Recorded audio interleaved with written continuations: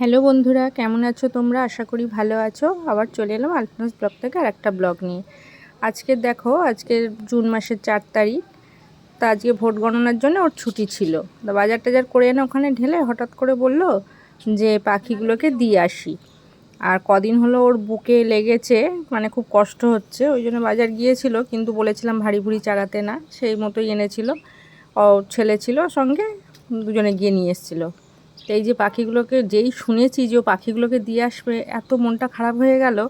কিন্তু কিছু করার নেই, দেখাশোনা করার খুব অসুবিধা হচ্ছে। আর বাইরেটা থাকে তো, বৃষ্টি বৃষ্টি হলে খুব প্রবলেম হচ্ছে। এই যে টেনে তুলতে হচ্ছে আর ওরও হাতটা তুলে দিতে করতে খুব অসুবিধা হয়। আমিও পারি না, আমার কিছুদিন ধরে শরীরটা খুব খারাপ যাচ্ছে, ওই জন্য মাঝে মধ্যেই ভিডিও দিতে পারছি না। তার মধ্যে আজকের এইটা না শেয়ার করে আমি পারলাম না তোমাদের সঙ্গে। মানে এত মনটা খারাপ হয়ে গেছে, আর যখন ধরছে না মানে কীরকম লাগছে। একবার ভাবলাম যে থাক, রেখে দিতে বললামও, তারপর যে তাহলে দুটো একটা রেখে দাও। ওরও খুব খারাপ লাগছিল, কারণ ও এইসব খুব ভালোবাসে। এই রকমই জানো তো, মানে চেঙ্গাইলেও একবার খরগোশ পুষেছিল, সে দুটো খরগোশ থেকে 14টা হয়েছিল। সেই খরগোশগুলোকে শ্যাম্পু মাখিয়ে স্নান করা, লাইটে রাখা, শশা গাজর এইসব কিনে এনে এনে খাওয়ানো, তারপরে বাচ্চা দিল, একটা বাচ্চা বিড়ালে ধরে খেয়ে নিল।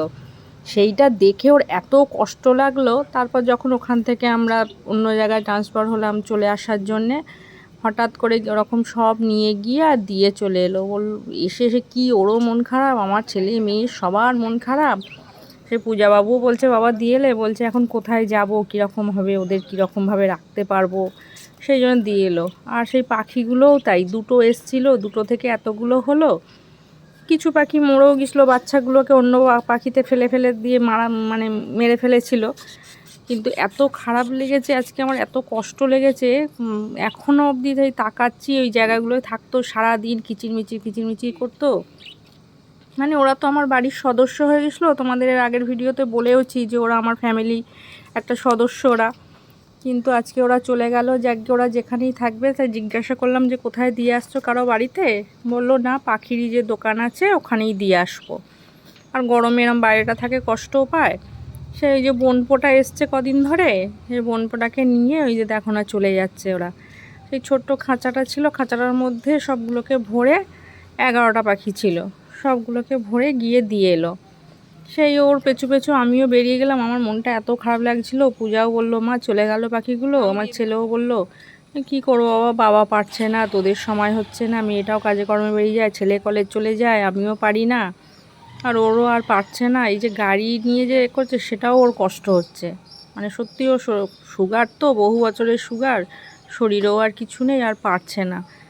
ওই অ্যাকোরিয়ামটা রয়েছে, সেটাও হয়তো কবে এরকমভাবে চলে যাবে জানি না। সেই দেখো ওদেরকে বিদায় দিলাম লাস্টে, টাটা করে, যাকগে ওরা যেখানেই থাক ভালো থাক। এই চলে গেল বোনপোটাকে নিয়ে, বোনপোটা ধরে বসলো, নিয়ে চলে গেল। আর কি করব বলো, কিছুই তো মানে স্থায়ী নয়, ধরে রাখা যায় না, মানুষকেও চলে যেতে হয়।